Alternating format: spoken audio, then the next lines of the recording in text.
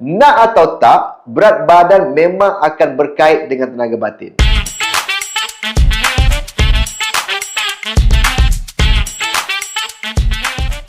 Assalamualaikum, saya Dr. Samhan. Okey, yang ketiga, puasa akan bantu kawal berat badan dan elakkan masalah darah tersumbat. Nak atau tak, berat badan memang akan berkait dengan tenaga batin. Lemak yang terkumpul secara berlebihan, especially lemak perut, bukan sekadar akan membuatkan you all perut boroi, tapi juga boleh mengganggu aliran darah ke bahagian suli. Darah yang lancar akan menjadikan prestasi lebih mantap. Bila kita puasa, lemak badan dibakar, salur darah lebih bersih dan aliran darah lebih lancar. Kesannya, lebih banyak oksigen dan nutrien sampai ke organ penting, meningkatkan stamina, ketahanan dan prestasi tenaga batin lelaki. Kalau sebelum ini you all cepat penat, mudah letih atau ada masalah dengan tenaga batin, hal ini mungkin disebabkan pengaliran darah yang kurang efisien. So, berpuasa adalah cara natural yang reset semula sistem badan dan boost tenaga batin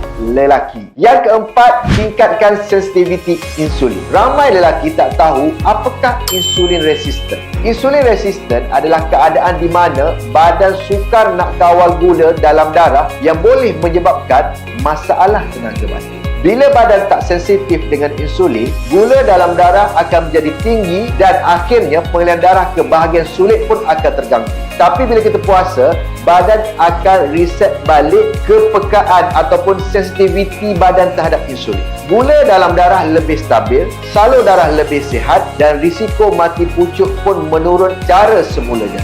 Yang terakhir, boost energi, kurangkan letih dan mengantuk. Ramai anggap puasa akan buat badan kita lemah dan lemah. Tapi kalau you all buat dan rasa sendiri, selepas beberapa hari, badan akan mula adapt dan kita akan mula rasa lebih ringan dan bertenaga. Kenapa benda ini boleh berlaku? Bila kita stop makan sepanjang masa, badan kita akan bergantung pada karbohidrat dan mula menggunakan lemak sebagai tenaga. Bila badan dah biasa guna lemak sebagai tenaga, kita akan lebih mudah rasa ringan, tak mudah letih dan lebih fokus. Jadi kesimpulannya, puasa bukan sekadar tahan lapar, tapi ada manfaat besar untuk kesihatan dan juga tenaga batin. Tapi kalau silap cara berpuasa, contohnya masa berbuka terus makan makanan tinggi gula, banyak minyak, kurang protein, memang out lah kesihatan you all. So kalau nak dapatkan kesan puasa yang maksimum, jaga pemakanan, cukupkan tidur dan pastikan badan dapat nutrien yang betul. Lepas ni,